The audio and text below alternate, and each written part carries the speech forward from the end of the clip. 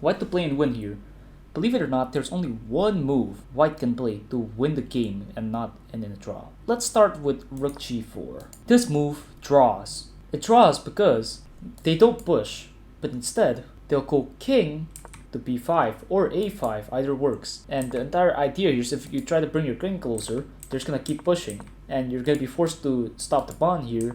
And all they need to do is just go King B3 and B2, and yeah, it's unstoppable. You're gonna have to take a draw here, which is why the winning move isn't Rook G4, and it's not Rook G6 either, giving it check, because they would just go forward. Now here, the key square is actually B5 and A5. So how do you stop both of them? Rook G5, the only winning move. So let's start with black. You know, if they move the king anywhere, you would just move your king over and just take the pawn. But now let's state the obvious. What if they go A3? Pushing the pawn seems kind of scary right now, but here's the difference. Now you go Rook G3.